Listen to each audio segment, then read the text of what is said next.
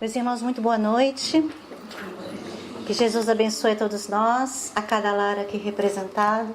E essa cidade, Taquara, tão bonita, tão friazinha para quem vem da terra do Piqui. Nós é a primeira vez que estamos no estado, então quem vem de Brasília estranha o frio, porque lá não chega a essa temperatura. Nós agradecemos ao convite do CRE, da UME, pela oportunidade de estarmos no estado do Rio Grande do Sul, desde quinta-feira, realizando outros trabalhos. E, a pedido da coordenação dos trabalhos, o tema escolhido foi, então, afetividade e sexualidade, um estudo à luz da doutrina dos Espíritos. Esse trabalho, meus irmãos, é fundamentado na obra de Emmanuel, Vida e Sexo. Esta obra, de pouco mais de 60 páginas, é um verdadeiro tratado da afetividade e da sexualidade humana. Nem todas as escolas da psicologia, nem todas as obras publicadas por excelentes profissionais e pesquisadores conseguiram, com tamanha beleza e capacidade de síntese, trazer para a humanidade tudo aquilo que precisamos saber, compreender para viver a respeito do uso da força da vida que existe em nós. Vida e Sexo são anotações do Espírito Emmanuel em estudo na espiritualidade durante o século XIX, anotando com seus guias e maiorais tudo aquilo que ocorreria na Terra do século XX e a posteridade. Vida e Sexo, que veio pela psicografia de Chico Xavier, foi publicada em 1970. E por que Vida e Sexo de Emmanuel é uma obra tão importante para nós do movimento espírita? Primeiramente porque é uma obra que trata de um assunto delicado e que as casas espíritas devem tratar. Porque não há como extirpar da criatura humana a força sexual. Surgiu um probleminha com Um carro. um carro que está estacionado na garagem. É um Mitsubishi. A placa é 1495, é isso? 1445. Mitsubishi. Desculpa. Por nada. Mas senão o guincho vem e leva o carro. Então essa obra Vida e Sexo de Emmanuel é que fundamenta o trabalho de hoje, mas nos utilizamos também do amparo dos espíritos de André Luiz e de Joana de Ângeles. Por que falarmos da sexualidade nos dias de hoje? Porque a sexualidade é um assunto presente na vida de todas as criaturas. E na casa espírita é local ideal para estudarmos o que os espíritos superiores que pairam acima dos nossos preconceitos, dos nossos vieses e do contexto e prejuízos do mundo. Então nós vamos começar o nosso estudo mostrando aqui a afetividade nessa figura tão simpática da girafa mãe que beija o seu filhote, certamente um adolescente, porque foge dos carinhos da mãe. A afetividade é um conjunto de fenômenos psíquicos que expressam as emoções que sentimos. Então as emoções, elas podem ser positivas e negativas, ou a afetividade ou os afetos podem ser positivos e negativos. Notadamente, no jargão, no uso do povo, a afetividade fica conhecido como uma coisa positiva, como os bons sentimentos. E vai ser esse o foco que nós vamos tratar, porque o espírito de Joana de Ângeles diz que a afetividade está inata na criatura humana e é fundamental para o desenvolvimento emocional saudável, respondendo pela felicidade e autorrealização do ser humano. Nos Estados Unidos, na década de 60, percebeu-se que grande parte das crianças de determinadas regiões em que foram adotados os parâmetros da psicologia behaviorista ou comportamental, em que se acredita que o ser humano não passa apenas de uma máquina ou de um rato que pode ser condicionado, apesar da excelência da escola da psicologia, a escola behaviorista na América, de onde surgiu, ela então trouxe um viés que fez com que a sociedade americana, principalmente nos Estados Unidos e depois chegando aqui até nós, fizesse com que as crianças fossem educadas como pequenos animais. Então era a hora do mamar, a hora de comer, a hora do banho, de trocar a fralda, a hora de dormir. Condicionamento. Mas o behaviorismo não observou que a criatura humana precisava, acima de tudo, do contato e do sentimento. Aquela escola da psicologia, então, que teve o seu ápice de 40, 50, 60, e depois então se percebeu ao longo das décadas que aquelas crianças que foram tratadas daquela forma pela escola da psicologia predominante no país, muitas delas vieram ou ficaram no mundo com transtornos psíquicos, notadamente o autismo ou os transtornos da bipolaridade ou maníaco-depressivo, como era conhecido. Porque faltava contato.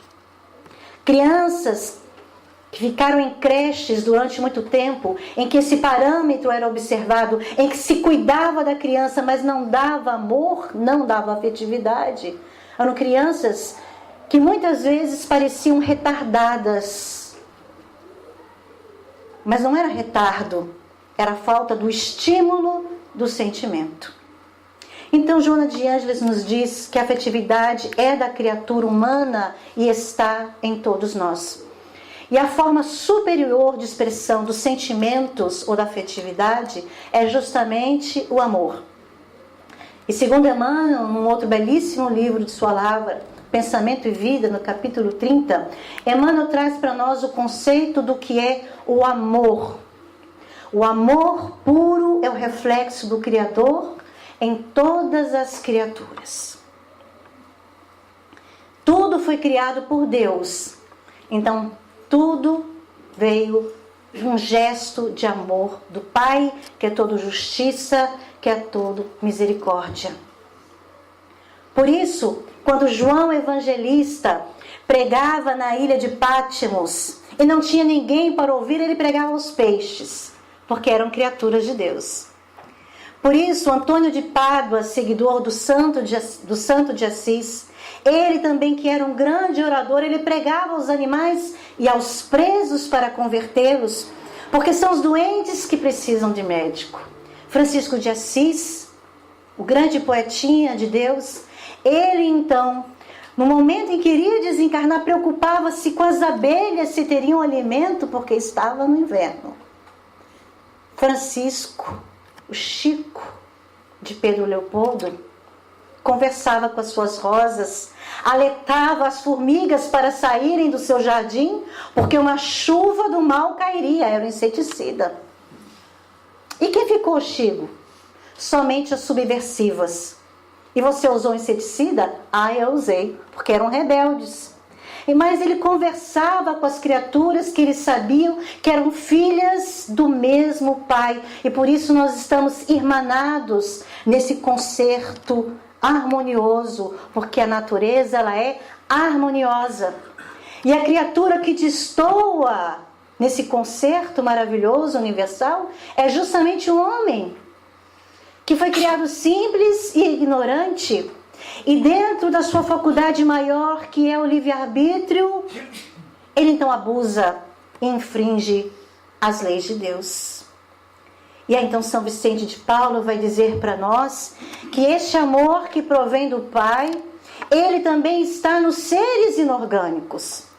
Porque o amor para os seres inorgânicos é a atração, ou a lei de atração, que dá coesão à matéria, que sustenta os astros no espaço.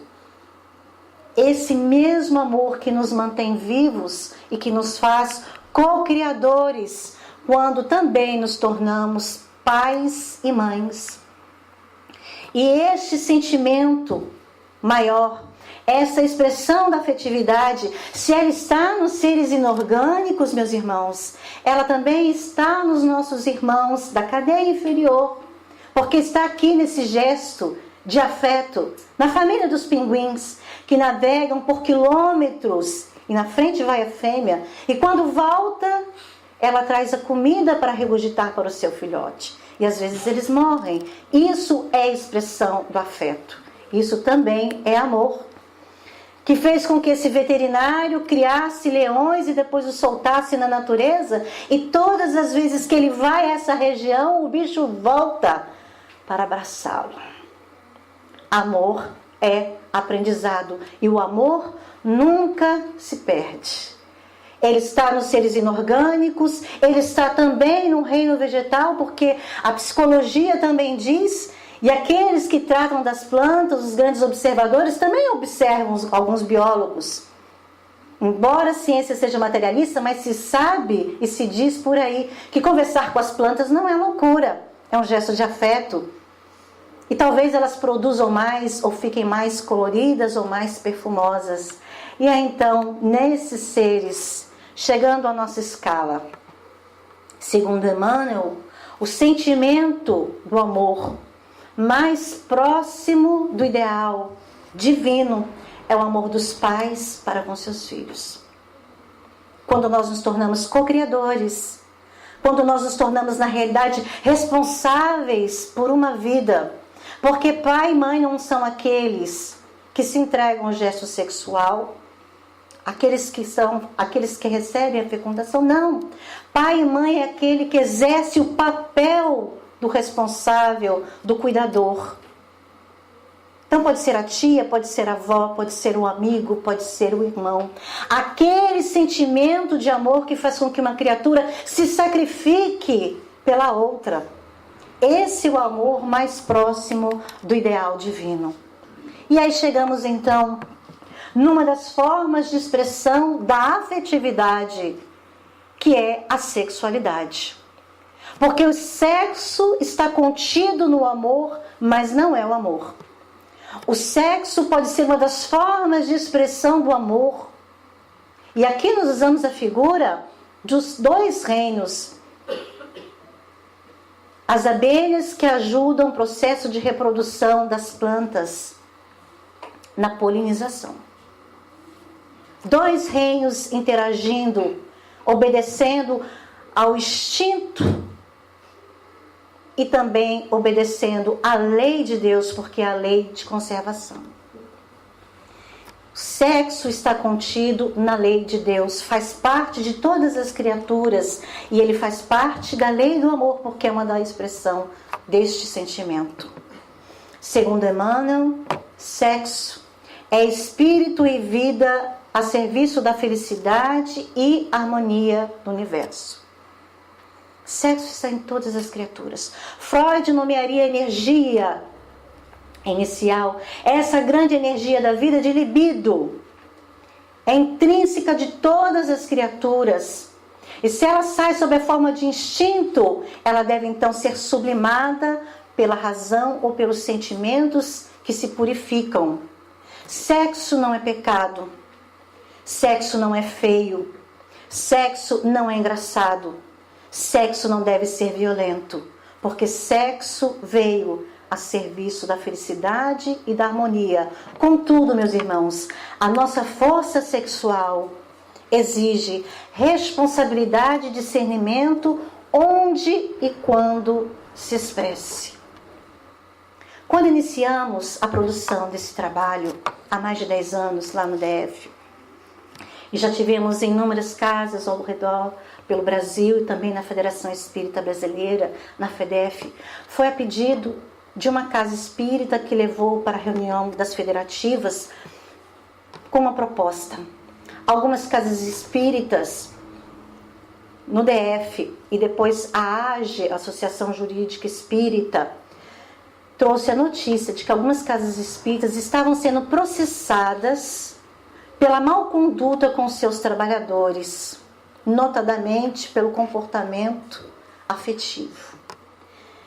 Então pediu-se um trabalho para ser realizado de esclarecimento, para que pudéssemos dialogar a respeito daquilo que está em nós e que o comportamento da criatura humana na casa espírita deve ser igual, porque a Constituição nos pede e nos diz que todos são iguais perante a lei.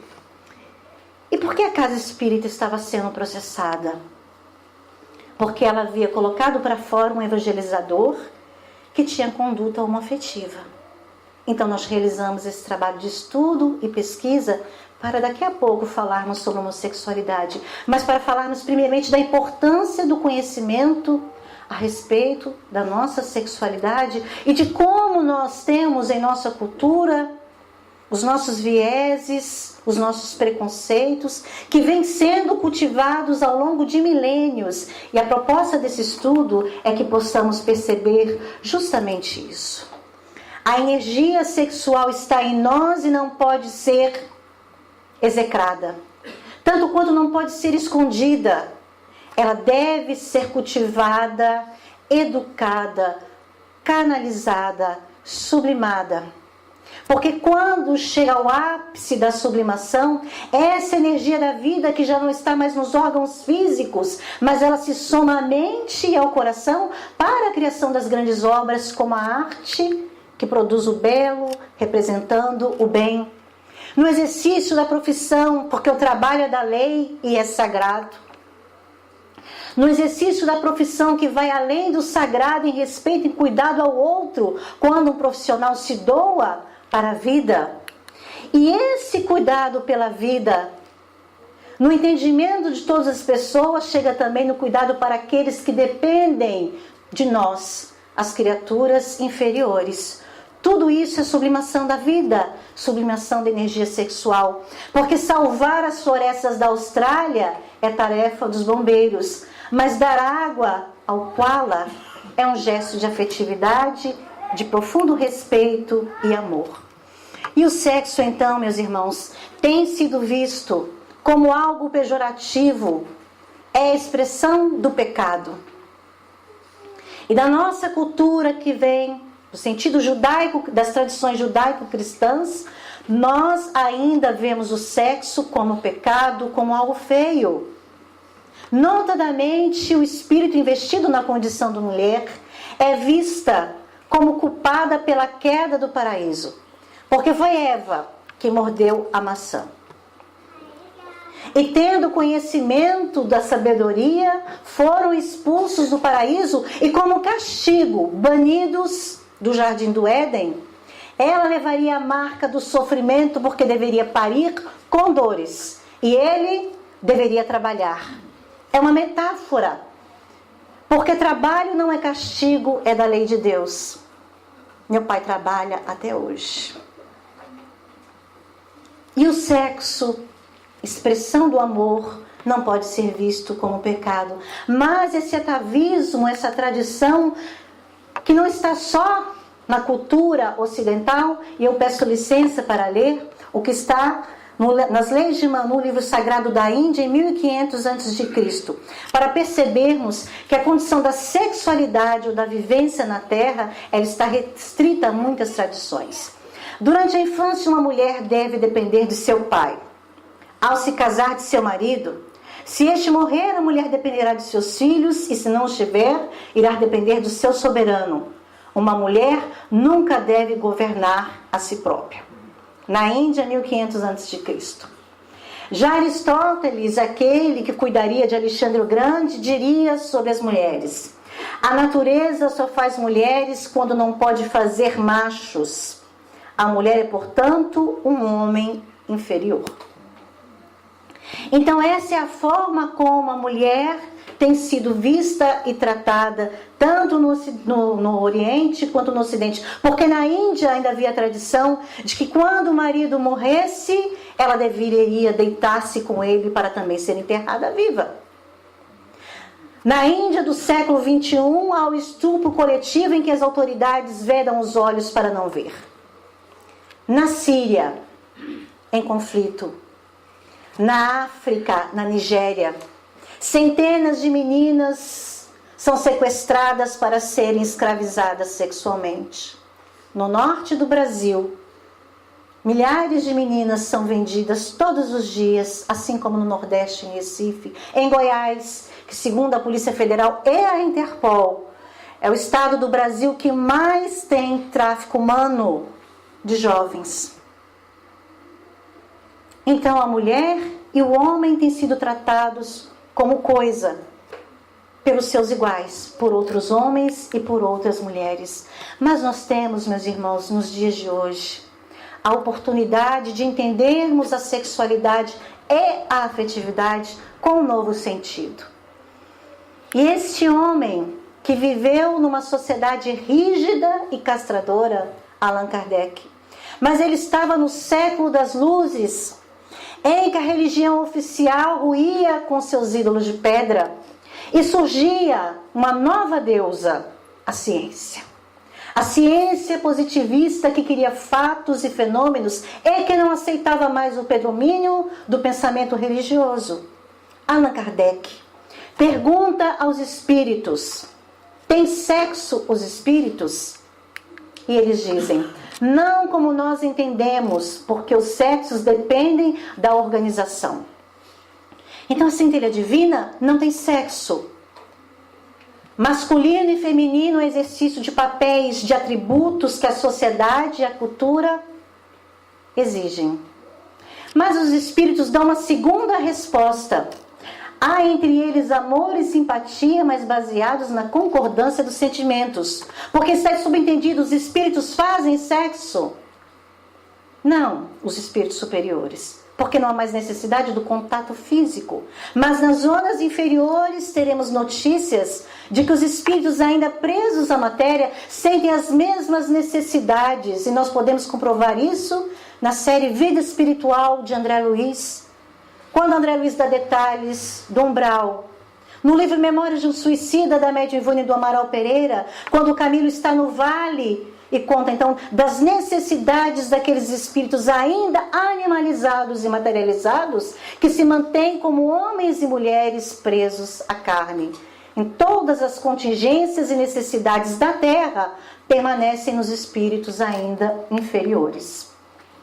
Em Nova Existência, pode o espírito que animou o corpo de um homem, animal de uma mulher e vice-versa?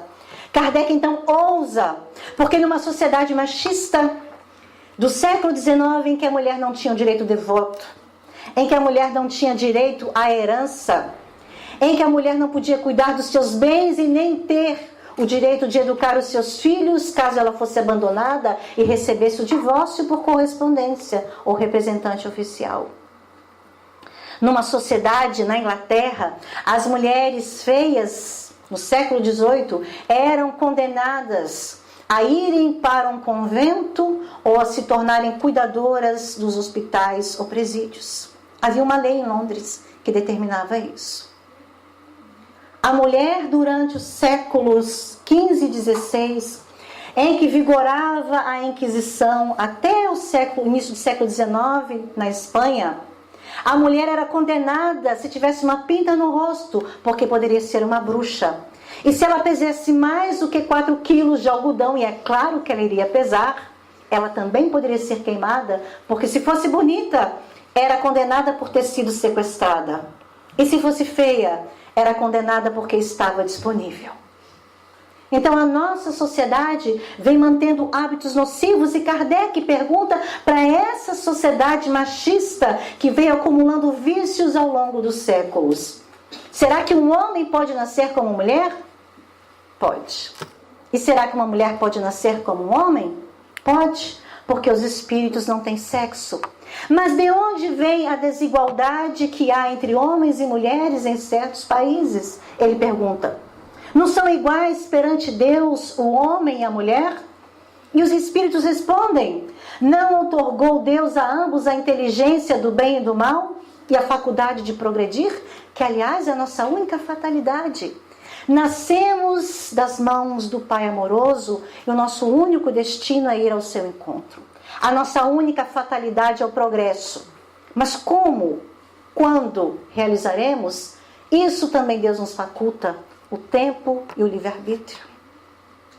Então os homens e mulheres investidos no corpo de carne, eles estão numa condição de desigualdade por causa da nossa cultura, da nossa sociedade. Porque a inferioridade moral que a mulher apresentava no século XIX de Allan Kardec vem travestida em novas correntes para o século XX e XXI. Porque essa condição de desigualdade, maltrato que nós temos para com meninos e meninas, ela vem justamente do predomínio da injustiça, da crueldade, do uso da força. E aí então, meus irmãos, Allan Kardec novamente insiste. Quando o errante que prefere o espírito encarnar num corpo de homem ou de mulher? E os espíritos sabem, isso pouco lhe importa. O que guia o espírito na escolha são as suas provas, porque haja de passar na terra. Então Kardec estava à frente de seu tempo e já daria vislumbres da nova sociedade do futuro que surgiria, onde as mulheres lutariam pelos seus direitos e onde os homens, buscando a justiça, tentariam tornar a sociedade mais igual. Então nós nascemos na terra, segundo Emmanuel, conforme as nossas necessidades ou as nossas dívidas.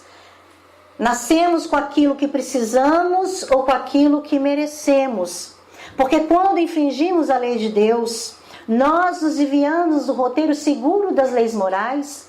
Quem sai do estatuto divino das leis universais, do qual é a lei de amor, a maior delas. Quem sai das leis morais, cai no aspecto das leis ordinárias. E as leis ordinárias para nós aqui no mundo de provas e expiações é justamente a lei de ação e reação. Quem plantou vai ter que colher. Então nascemos como precisamos ou como merecemos. E quando a gente retorna à carne, espíritos que não possuem sexo, mas que mantêm uma psicologia ao longo das reencarnações.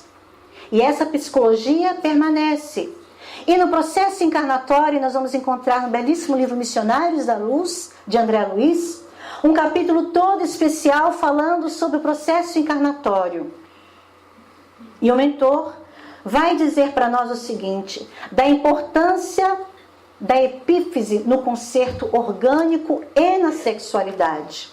A epífise ou glândula pineal, que é uma glândula pequenininha, menor do que um grão de feijão, ela é importante para o controle das emoções, para o despertar da sexualidade, porque é ela que manda, que dá o pontapé no concerto do sistema endócrino e no afloramento da mediunidade. Da importância daquele espírito que retorna na condição de infância, porque a infância é necessária para que o espírito, tendo a sua personalidade ali acrisolada, ele tenha a capacidade e a oportunidade de ser transformado pelo ambiente, pela educação, pela cultura, mas ele continua sendo o que ele sempre foi. A latência no estado da infância favorece para que a criatura seja modificada por pai e mãe, por educadores, pela evangelização, pelo culto no lar, pelo nosso exemplo, porque filhos caminham na retaguarda dos pais. Tudo aquilo que fizermos, os nossos filhos farão, não tenham dúvida. Tudo aquilo que somos, eles irão copiar, tanto para o certo quanto para o errado. É notório nos estudos da psicologia que filhos de pais alcoolistas se tornem alcoolistas, que filhos de pais violentos também repitam um comportamento violento com as suas parceiras, que meninas, filhas de mulheres desequilibradas na sexualidade, as supersexes, também repitam comportamento, muitas vezes observado pela psicologia como comportamento histérico, do uso da sexualidade para sedução e obtenção de favores. E no concerto orgânico, saindo da infância, chega a adolescência, que torna a criatura uma panela de pressão. Então os meninos e meninas, da meninice para a maturidade, eles precisam de todo o apoio dos pais, da educação e da escola. Por quê? Porque além de ter os hormônios à flor da pele, nós temos a ponte da mediunidade que se abre. E essa epífise, ainda alerta André Luiz, ela abre os canais do inconsciente, fazendo com que a criatura humana recapitule todas as experiências sexuais ao longo do seu processo encarnatório. Então é muita informação para um corpo jovem, para uma mente em desenvolvimento. Daí tantos conflitos, tanta mudança de personalidade, tantas dúvidas a respeito da sexualidade. E os fortes impulsos que seriam observados tanto por Freud quanto por as outras escolas da psicologia, eles estão aí para serem compreendidos. Que no concerto da nossa vida, na variação das encarnações na Terra, encarnação é lei de justiça por excelência. E todas as vezes que aqui nascemos, vamos adquirindo gradativamente as qualidades divinas. E esse papel do feminino e do masculino, ele é dado pela cultura. Ele é dado pelo momento em que nós vivemos. Porque antes o que era dado para os meninos, somente para os meninos. Lembro-me que quando eu era pequena, menino não usava roupa rosa, salmão, laranjado. Menino não poderia usar azul. Menino só brincava de bola e menina jamais jogaria futebol. E eu tenho uma família grande de 10 irmãos. Eu era louca para jogar bola, mas não podia. Porque era o único brinquedo em casa que se tinha. Mas não podia porque era menina. E hoje pode. Então a cultura ela vai se modificando com o tempo. Há na Oceania algumas ilhas em que tradicionalmente a família elege um dos membros caçula para cuidar dos familiares mais velhos. Se for menina, será a mãe de todos. E se for menino, será a mãe de todos. Porque ele será obrigado a viver como menina, como mulher. Então é uma conduta homossexual imposta pela cultura. Muitos lá se suicidam e muitos também aceitam com naturalidade. Tanto quanto a educação na Austrália, quando os ingleses chegaram e perceberam a cultura dos aborígenes, até o século XX, na década de 70, aquele povo primitivo não podia mais cuidar dos seus filhos, porque os ingleses roubavam as crianças para levá-las para a civilização. Afinal de contas, eram primitivos. Então, a cultura, ela vai modificando esse papel que nós temos a respeito da vivência no masculino e no feminino. E falando sobre a sexualidade e os papéis, a grande dúvida de muitos trabalhadores e de muitos dirigentes, e a questão da homossexualidade. Não se fala homossexualismo porque o sufixo ismo para a medicina e a psicologia, ele decai como algo patológico, doença. Então, homossexualidade era considerado patologia? Era considerado doença, desvio. Mas a Associação de Psiquiatria Americana, já em 1973, disse não é doença. É a APA que publica o Manual de Doenças Mentais, o DSM, que está no 4 e vai para o 5. É o Código Internacional de Doenças, que em 1975 era o CID-4 e agora é o CID-10, que também considerava a conduta homoafetiva como patologia. E somente em 1990 que a Organização Mundial de Saúde coloca nos seus parâmetros de orientação que a conduta homoafetiva não é patologia, não é doença, e por isso psicólogos não podem oferecer cura para a homossexualidade, nem psiquiatras e muito menos casas religiosas. É uma infração do direito, porque todos são iguais perante a lei. E se não é doença, não se pode promover cura de algo que não é considerado doença. A homossexualidade, meus irmãos, ela deve ser vista com muita delicadeza. Por quê? Aqui nós tentamos resumir brevemente como seria a conduta dos dois níveis. A conduta homoafetiva com foco no afeto, em que não há intervenção no corpo e na mente. Não há distorção, não há distonia. São meninas muito femininas, muito bonitas, mas que têm interesse afetivo por outras meninas. Ou são meninos que se sentem bem como meninos. Homens que são viris, que são barbados, mas que têm interesse afetivo em seus iguais. Essa então é a conduta homoafetiva, que é diferente do que a imagem mostra. Por exemplo, percebam que a menina se vê como menino e o menino se vê como menina. Esse seria chamado então transexualismo, em que há a inversão da mente e o corpo físico. O corpo é de mulher, mas a mente é de homem. ou o corpo é de homem, mas a mente é de uma mulher. E há inúmeros relatos de crianças que estão vivendo nessa situação, sem contar dos homens e das mulheres que pediram mudança de sexo, que até então era negada.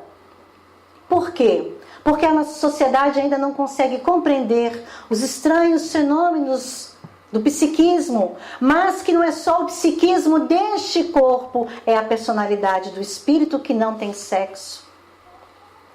E recebemos inúmeras demonstrações, casos que vieram de todo o país falando de criaturas que sofrem desde a infância. E um caso específico, chegando um menino pouco mais de 18 anos na casa espírita, que ele trabalhava como evangelizador, quando resolveu assumir a sua personalidade interna, ele se assumiu como homossexual. Ele então queria mudar de sexo e estava esperando autorização. Mas quando os trabalhadores do centro souberam, ele foi expulso. E sendo expulso e não sendo aceito pela família espiritual que ele pediu ajuda, ele tentou suicídio. Tentando suicídio, recuperado, ele foi para outra casa espírita, onde ele também foi rechaçado pela diretoria. E logo no atendimento fraterno, na terceira casa, ainda com os pulsos machucados, a avó o acompanhava e disse: se meu neto morrer, vocês terão 2 mortes, porque ele é espírita, ele ama a doutrina, é um excelente evangelizador. Mas ele foi atacado em 2 casas, expulso, porque ele é assim desde criança. Eu cuidei dele porque o pai não admitia. E ele é um menino bom, e ele sofre, mas ele está aqui pedindo ajuda. E se ele se matar, vocês terão 2 mortes, porque se ele se mata, eu me mato também. Então olha a responsabilidade da casa espírita, da igreja, de todos os centros, de todos nós. São pessoas em sofrimento e são pessoas como nós. E Emmanuel nos esclarece como devemos recepcionar e tratar os nossos irmãos que têm conduta homoafetiva. Perguntaram os dirigentes naquele encontro da Associação Jurídica Espírita. E diz, Emmanuel responde para todos nós. E o mundo vê na atualidade, em todos os países, extensas comunidades de irmãos em experiência dessa espécie, somando milhões de homens e mulheres, solicitando atenção e respeito, em pé de igualdade ao respeito e à atenção devida às criaturas heterossexuais. Quando Emmanuel escreveu esse livro? Anotações do século XIX. Projetando aquilo que iria ocorrer na Terra do século XXI. E Emmanuel emancipava a revolução dos anos 60, quando a mulher adquiriu liberdade sobre o seu corpo com o uso da pílula anticoncepcional. E antecipa também nessa pequena obra a segunda grande revolução sexual, que é a internet, que globalizou inclusive a prática sexual. E do século XIX para o século XXI, nós temos aí extensas multidões de irmãos que exigem respeito em pé de igualdade com os héteros. Como tratar o trabalhador que tem conduta homoafetiva? Da mesma forma que tratamos os héteros, com respeito e dignidade. Como tratamos a menina que vem super sexy para o centro? Filhinha, comporte-se. Centro não é clube, venha para uma igreja. Porque centro espírita é igreja, é hospital. Como tratar o rapaz que acha que é garanhão e que vai encontrar aqui pasto para suas conquistas? Filhinho, comporte-se. Como tratar o homossexual? Filhinho, comporte-se. Aqui também não é local para pasto e conquistas. Então o comportamento afetivo sexual de todos nós na casa espírita é de preservar o ambiente, que é casa, que é escola, que é hospital. Considerando que a casa espírita não tem pessoas perfeitas, mas indivíduos adoentados, porque nós somos adoentados. Somos os doentes que precisam de Jesus. E por não sermos perfeitos, nós temos então que nos tolerarmos e aprendermos o remédio que o Evangelho nos traz para vivermos em harmonia. Emmanuel nos diz, mas o que fazer com a energia sexual? Como orientar os nossos jovens? Como orientarmos a nós mesmos, pessoas maduras? Porque se a pílula trouxe liberdade para a mulher com o seu corpo, a internet traz uma grande revolução sexual. Porque hoje, 70% dos casos de divórcio, separações, se dá em função da prática sexual virtual. E os escritórios de advocacia questionam: é traição a prática virtual do uso da sexualidade? É. Porque você está usando a sua energia sexual. Como se comportar diante da internet e da mídia televisiva, qualquer que seja ela, em que as meninas se expõem e se prostituem virtualmente. Meninas e meninos que vendem a sua intimidade, o seu corpo, que é templo da sua alma. Como usar a nossa energia sexual sem entrar em conflito com a lei maior, que é a lei de Deus, em respeito às nossas necessidades físicas que todas possuem? Como Emmanuel orienta? Vejam lá. No uso da energia sexual, pergunte como eu vou usar a minha energia. De que forma eu vou usar? Com quem? É alguém que eu amo? É alguém que eu respeito ou é alguém que me respeita? É alguém que eu quero fazer bem, que desejo tudo bem? Para quê? É somente para o meu prazer ou eu estou coisificando a pessoa, tornando a pessoa objeto, simples objeto do meu prazer ou da minha opressão? 3 tempos para o uso da energia sexual. Porque aqui você fala para o filho que está ansioso para iniciar o uso da sexualidade. Há tempos atrás, os pais levavam os filhos aos prostíbulos. Em muitas regiões do país, a virgindade de algumas meninas ainda é vendida. No estado de Goiás, o Ministério Público Federal teve que intervir numa comunidade quilombola mês passado. Porque, como é uma região muito pobre, as meninas quilombolas estavam sendo leiloadas e vendidas para os brancos da sociedade. Como a nossa sexualidade está sendo usada? Com que e para quê?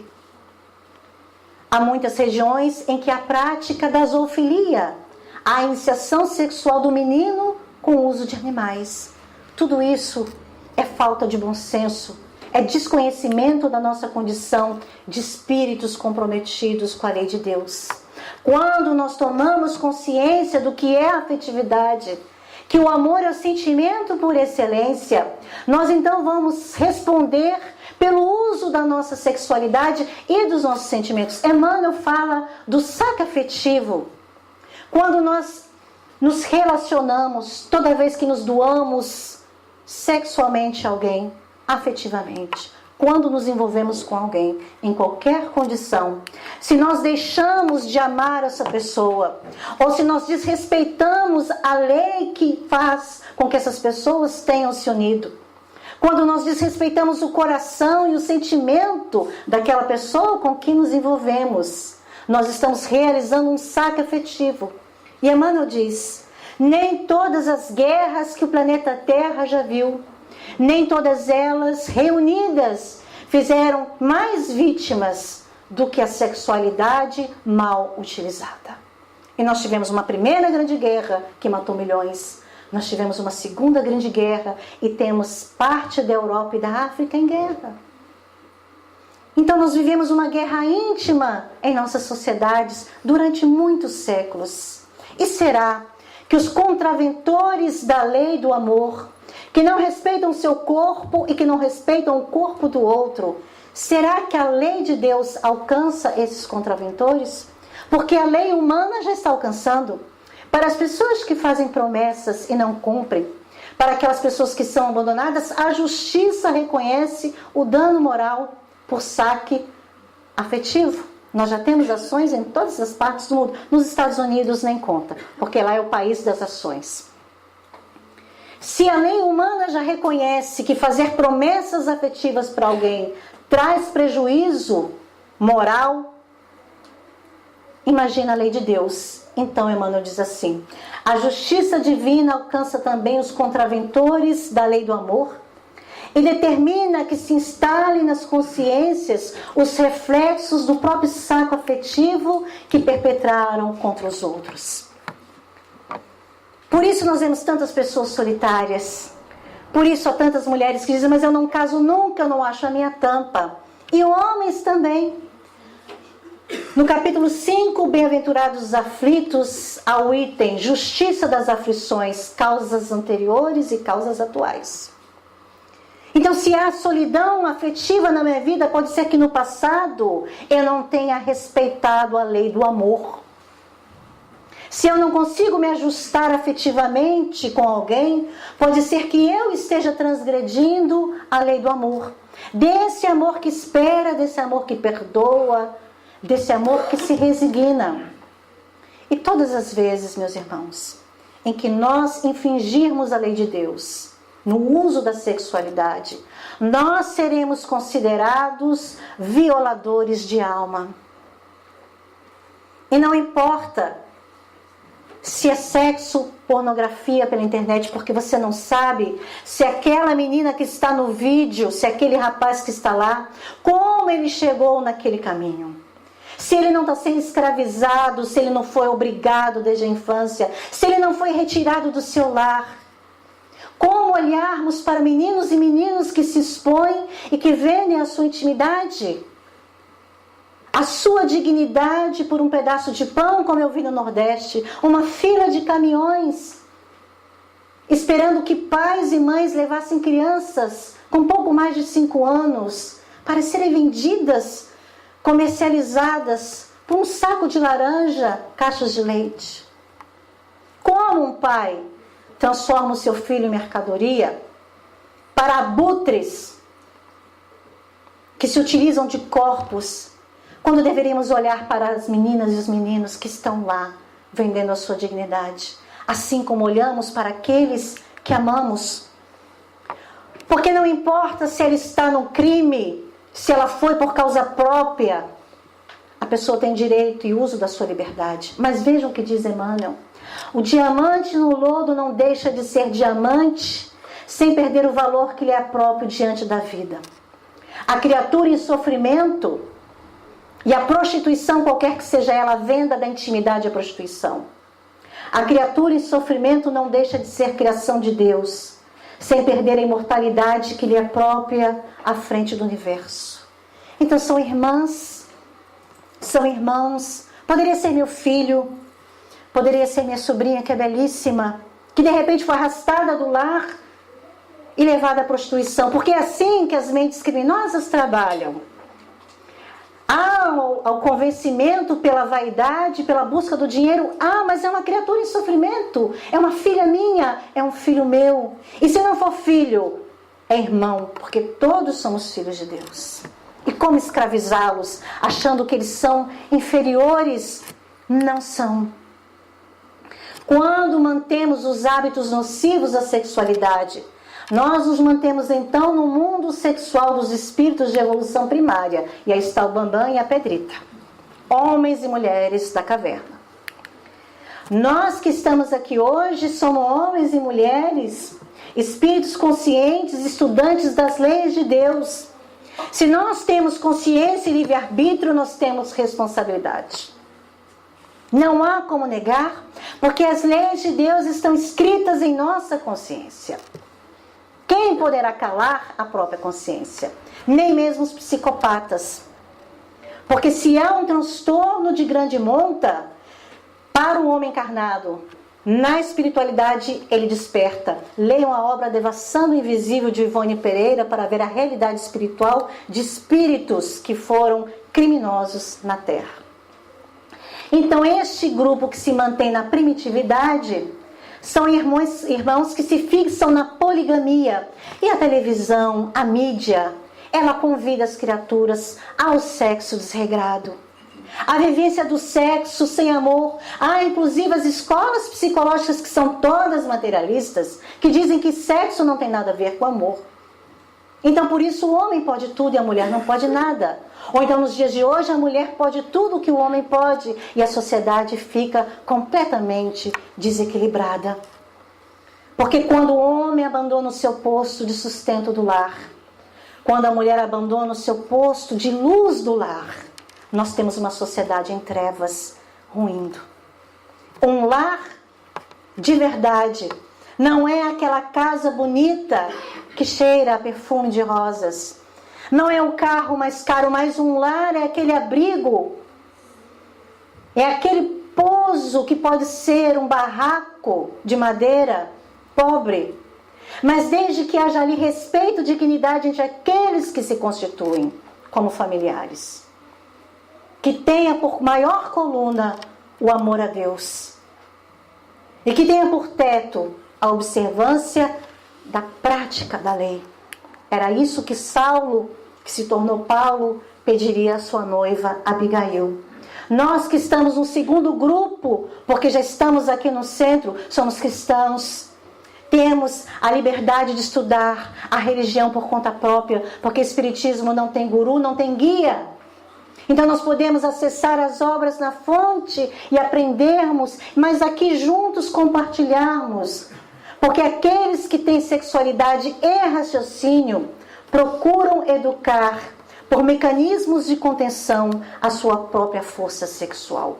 Porque quando não realizamos a dieta emotiva, ou quando o amor não serve de dique para o sexo, a sexualidade adoece. E aí vem então as parafilias, daquelas pessoas que adoecem sem perceber. Como o WhatsApp, que na Itália, no ano passado, é responsável por mais de 40% dos divórcios. Porque é o mecanismo da revolução digital.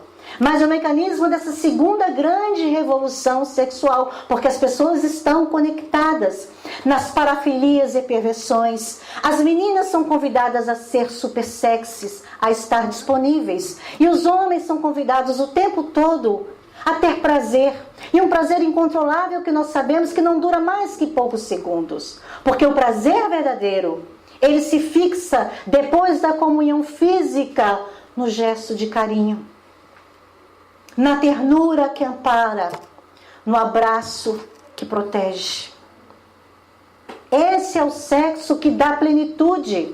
Porque o sexo livre lá da rua, do mundo, dos cartazes, das boates, das meninas que estão lá perdidas, sem pais e mães que a amem, de uma sociedade que é permissiva, aquele sexo não dá plenitude.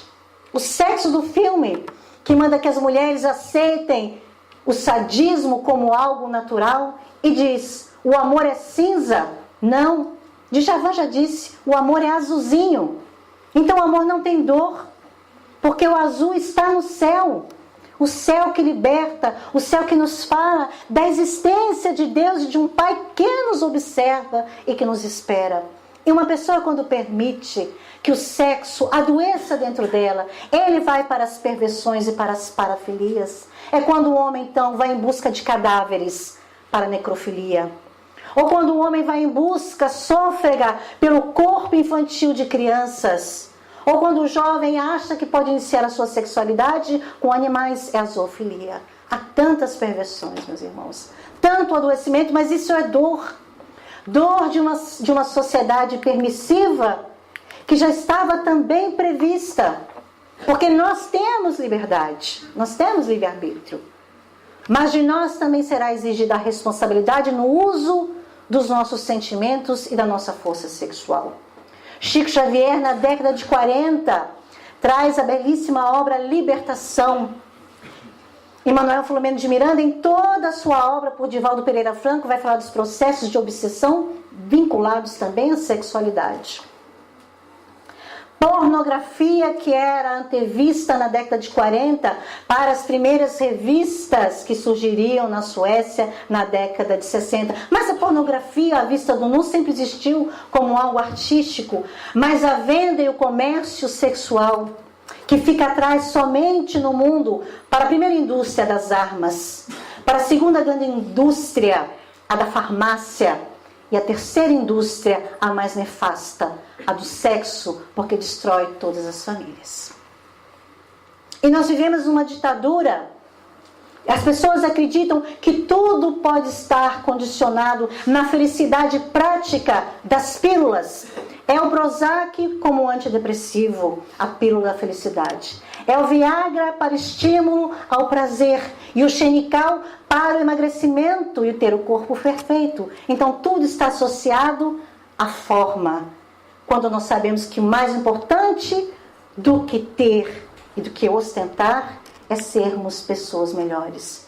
Por isso, então, nós temos que reprogramarmos, mudarmos os nossos hábitos, essas tendências poligâmicas nocivas que são constantemente incentivadas pela nossa cultura. São atavismos que vêm do passado, da época passada, que se mantiveram na cultura e que ainda insistem em permanecer, mesmo no coração de jovens, de meninas que escutam as músicas que são misóginas, funks que falam contra a mulher, contra a dignidade da mulher, pagodes que também falam contra a dignidade do homem, que incentiva a violência e o ostracismo social, falando para o menino que ele pode sim roubar um par de tênis, porque afinal de contas ele tem direito. Então a cultura está permeada pelos nossos valores, inclinações e tendências negativas. Com isso, meus irmãos, a sexualidade está no mundo ainda, infelizmente, como uma forma de opressão e de domínio, tanto quanto estava lá atrás, no judaísmo, em que a mulher devia ser apedrejada porque ela era adúltera. Isso acontece no século XXI, nos países que ainda cultuam determinada religião que diz que a mulher vale pouco mais do que um animal. Ela não pode nem mesmo mostrar os olhos. A sexualidade como forma de opressão e domínio que traz tristes verdades em lares cristãos, em lares de pessoas instruídas, universitários, professores, servidores públicos, comerciantes. O sexo ainda é uma forma de abuso. Abuso que ocorre dentro de lares pobres e ricos. Abusos que ocorrem em 70% dos estupros é cometido por jovens até 25 anos. 70% dos estupros na nossa sociedade brasileira ocorre dentro de casa. Familiares, pais, amigos, conhecidos. Então nós temos que mudar a mentalidade dos nossos jovens, a nossa mentalidade de adultos. Nós queríamos uma sociedade de um planeta de regeneração. Mas se nós mudarmos os nossos hábitos simples, pensamentos ainda arraigados, como vai deixar de existir o abusador e a vítima, que quase sempre é uma criança indefesa, um excepcional, um idoso na cama, contra um profissional de saúde que está lá para protegê-lo e abusa? São pessoas doentes e o abusador não tem estrela na testa. Não dá para ser identificado. Como identificar os sinais do abuso?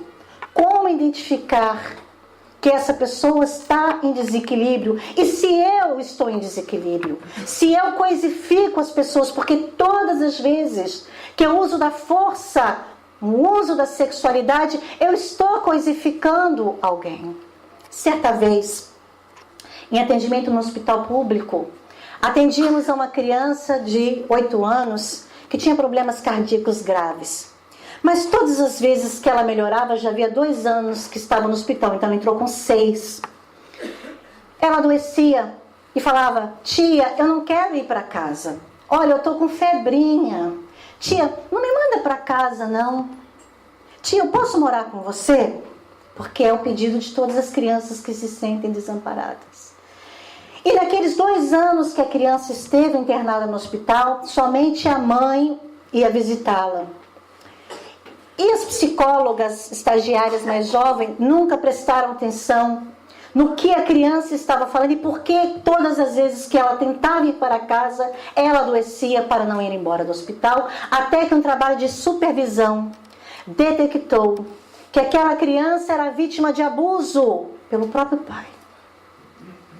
E ir para casa era voltar para o sofrimento contínuo de ser violentado pelo próprio pai. Então nós conversamos com a mãe, porque a ética exige que isso seja denunciado. E a mãe é uma senhora muito simples.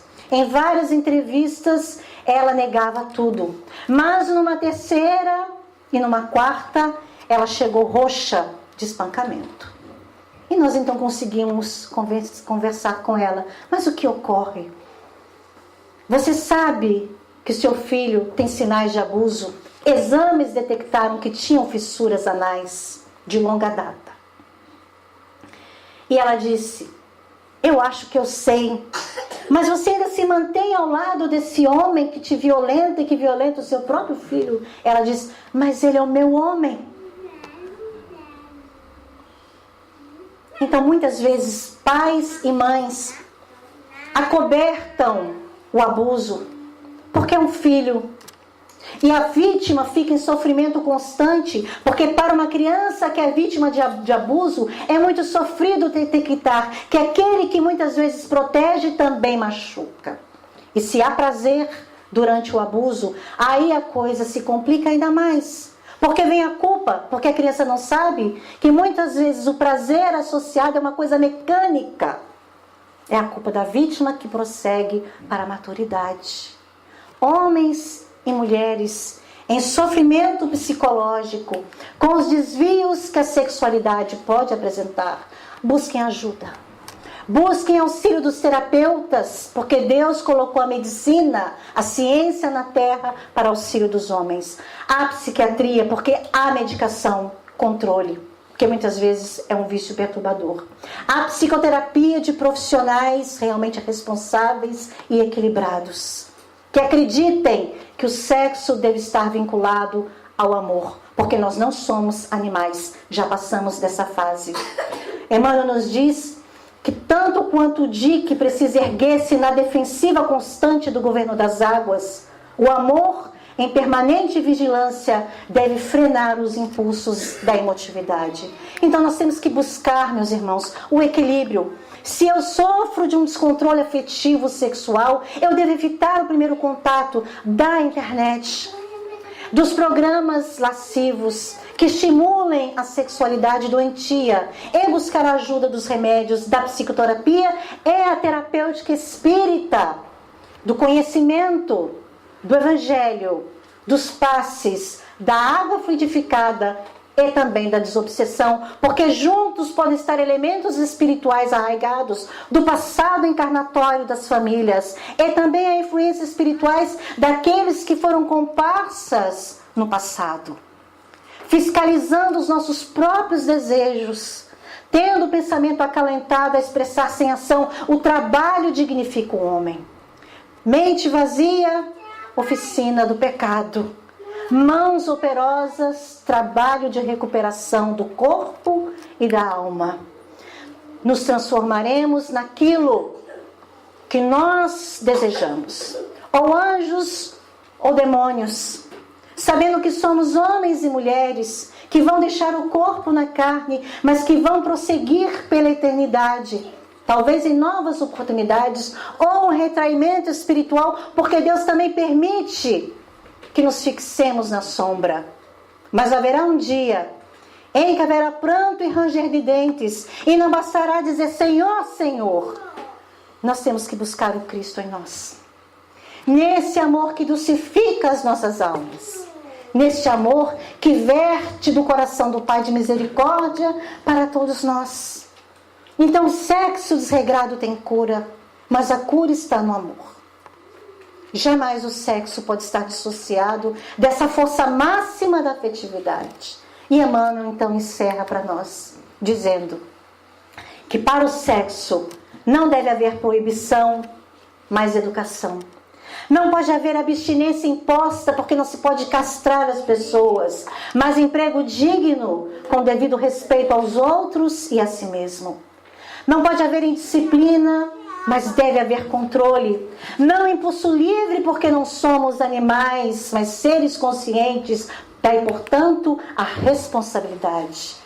E no final, ele encerra: para todas as dúvidas e questionamentos, a aplicação do sexo ante a luz do amor e da vida é assunto pertinente à consciência de cada um.